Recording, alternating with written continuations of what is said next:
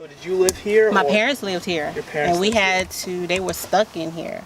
Okay. When the flood came and my cousin came, it was like we tried for 2 days to get over here, and because there was so much water, we couldn't even get over here.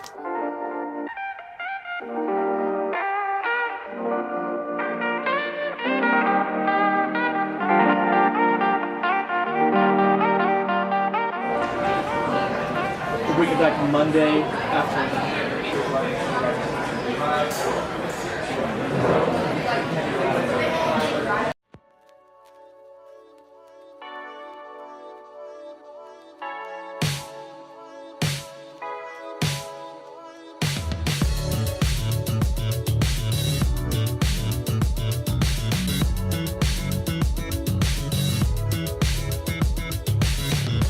Stress, racing against the clock.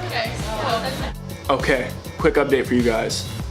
We were trying to get a van so that we could all go together instead of taking separate cars and all that may come with. We were scared that maybe one of the cars might break down or something. So we were trying to get a van, we were praying about it, we were asking around, we couldn't find one. Caleb ends up reaching out to a van company and tells them our story, and they give us a van for 5 days for half the price off. It's a beautiful van. It's a 15-passenger van. The door's locked. 15-seater, awesome. So we started a GoFundMe earlier today around 1 p.m. and we started off at $0 with a $3,000 goal. Okay, so 5 hours ago we started this GoFundMe to help us raise money. We had a $3,000 goal. I'm clicking on the link right now to see where we're at. We're at $2,465 right now. So we're almost to our goal. That's crazy. This is completely blowing away our expectations so far. God's working in tremendous ways, and it's so cool to see how all these guys came together and how everything came together just in the last 24 hours. Whew. It's time to put in work. Love you guys. You guys are part of it. Praying for you guys. Yes. Best of luck. Don't say it to this. We don't say praying for you guys. We're right here. Love's like a hurricane. I am a tree bending beneath the weight of His wind and mercy. What is up, you guys? We are packed full in this thing. On the road. We left about 10 minutes ago. Well, we tried to, but Caleb. Every great journey has a couple of speed bumps in it. Yeah, so we had a little bit of speed bumps, but today went really smooth, and we are hopeful. We're a little bit nervous about this trip, this ride, but I think it'll be good. Excited. This will be my first time out going to Houston, going to Texas, so I'm excited just to get out, take a random trip, and go serve. I've never stepped out of my comfort zone in this kind of way, so I'm really excited for that. I'm really excited to kind of lean on God in that way. This is crazy, man. Definitely excited to do this, but definitely nervous as heck. Man, how undeserving are we of this opportunity to go out and just be representatives of Him and like we were saying earlier, just be the hands and feet of Jesus. I never done this to go just all in, drop everything. I didn't consider like work or school or any of that. I just like went for it. I don't know, I'm excited to see what God does. Like, He definitely calls us for this, and it was short notice, and we all just agreed. So this is just awesome. I'm just excited to see what happens. We raised all this money. We got this nice van, and now that's just like we just started. We're not even there. Yeah. So I am just completely stoked. Like, I know that this is a trip that we will remember forever. Logically, it makes zero sense. We're going to be losing out on a lot of things that are supposed to be important to us as college students, like, you know, our grades and just the day-to-day, the mundane. But we're going and we're doing what we feel called to do, and we feel called to go be a light where there's a lot of darkness right now. My big driving factor to if I was going to come on this trip or not, if we were going to go, was if I didn't come on the trip, I would regret it. But if I did go, I knew that there was absolutely no way that I was going to regret going.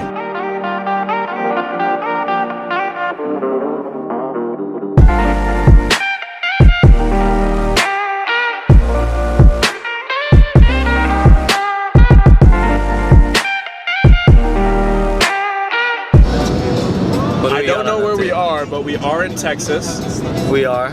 We're moving in the right direction, and we've only gotten pulled over once. This situation in the back. Getting a full night's sleep. I was like that for the first 4 hours, dude. I couldn't figure a spot. We're about 10 miles outside of San Antonio. We got 3 hours, 45 minutes to go. We drove through the night. Some people were snoozing the whole time. I have not gotten a lick of sleep the entire time. We're soldiering on. It's going real good. It's fun. We're almost there. Hopefully gonna stop at a Buc-ee's, an American institution, so I can teach these boys something about culture and Texas. Yeah, what else? We got pulled over last night, and only me and Caleb are like legally allowed to drive this van. So we let Jacob drive because it's late and we're tired. Literally, we're on the road for 3 minutes. Caleb just like pops up, we're getting pulled over. We're outside of Lordsburg, New Mexico. yeah, we're in New Mexico too, so they tow the car. We have to like Uber home or something, I don't know. No Ubers in Lordsburg, New Mexico. Team update, we just stopped at Buc-ee's, an American institution. We're feeling really good about it. I got a new hat, so did Daniel. It has a picture of Bucky on. It's going good. We are T-minus about 2 hours away from Houston, maybe more, I don't know. We're gonna say 2, and we're gonna hit the ground running. So, bye! Anything to say? Arizona in Texas. Trip's gone on without a hitch. Intellectual. That young humidity. Jacob. Hey Jacob, I'm Ben. Nice to meet you. This restaurant is just like 3-4 minutes away from here. Okay. Yeah, so just follow me. Cinco de Mayo.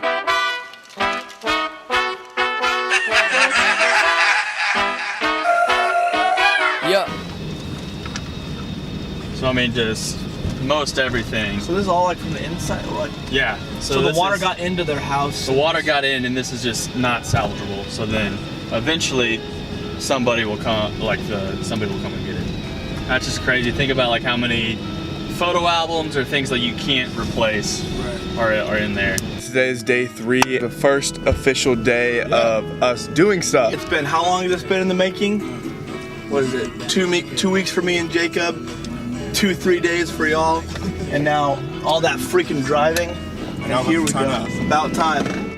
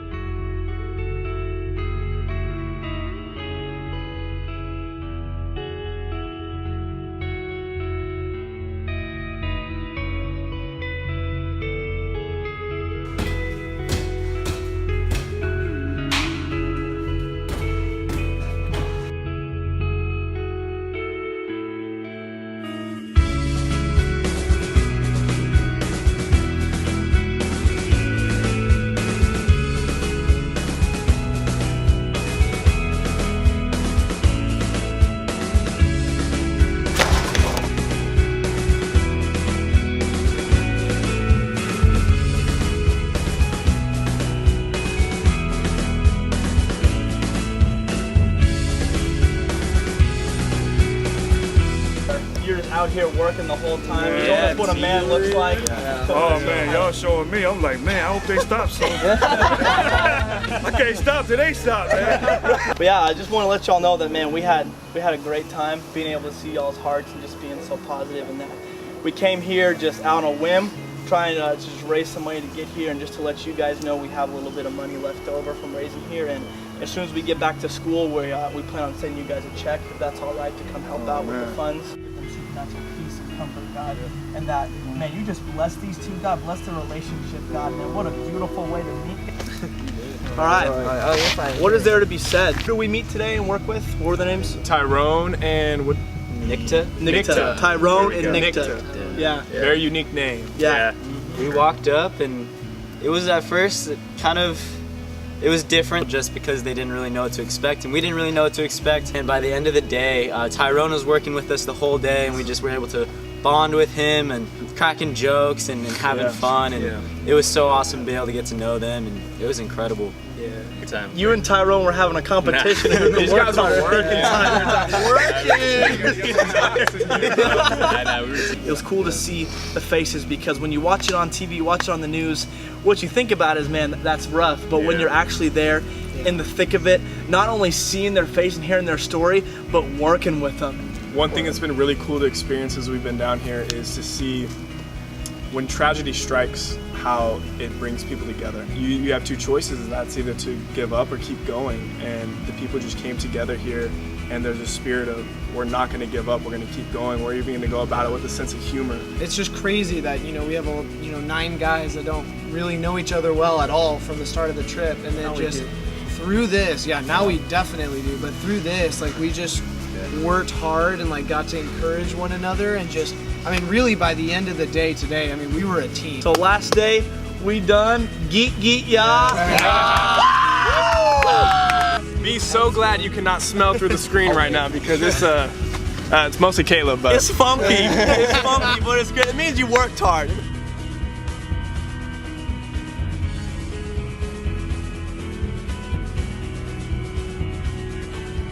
It's been 3 days since we've returned. The whole trip just seems so surreal. Like, me and Caleb were just talking. We can't believe that we did that. It almost doesn't, it seems fake. It feels like we didn't go. Right. Such like an amazing opportunity for all of us guys to go from just being extremely expectant and hopeful for what's to come in this trip, and all feeling called to go with 9 nearly random guys. Like, we didn't all know each other, we weren't buddy-buddy. But one thing that Caleb said, buddy, before we left, he said, you guys, you know, I'm gonna be goofy, I'm gonna be myself, I'm gonna try and get you guys outside of your comfort zone, because this trip is not about comfort. I don't want to be comfortable the whole entire trip. That's what he said. And that stuck with me, that resonated with me, because this trip wasn't about comfort. We're sleeping, 9 guys are sleeping on a 1-bedroom apartment floor, and we don't know, we didn't even know that we were gonna have a place to stay the other nights. And God opened up the doors. We were taking a major leap of faith, and everything worked out perfectly, and it was not of our own hand. A lot of times you think that you can't go 1,600 miles or however many miles it was. You can't drive all the way over across 3 states to go help people because it's not in your means. But man, we are called to do the impossible, and that if we rely on Christ to do the supernatural in lives and to help the Hurricane Harvey victims, if we rely on him to do the supernatural, then I believe that we must do everything in the natural to get there. Amen. It's not us doing 10% and Christ doing the other 90%. It's us giving 100% and Jesus Christ going above and beyond what we can ever imagine. The cool thing about it going in is originally me and Jacob thought it was going to be me and him and maybe a couple others. I have no idea who was going to come. I think that before we left, maybe 2 days before, it was 3 guys for sure. Yeah. And it's like, okay, maybe we'll take somebody's car. 9 guys ended up being perfect. If there was any more than 9 guys, it would have been a little bit overcrowded, especially in that last home that we worked in. If there was any less than 9 guys, we probably would have been there another 1 to 2 to 3 hours at the end of our workday. And it was just, it worked out perfect. And it's like, when we started off the trip, it was like, why? It was almost, we were kind of joking around, like, why are these people here? Like, you know, why are you know, kind of making fun of how this group of 9 got together, being as a lot of us didn't know each other.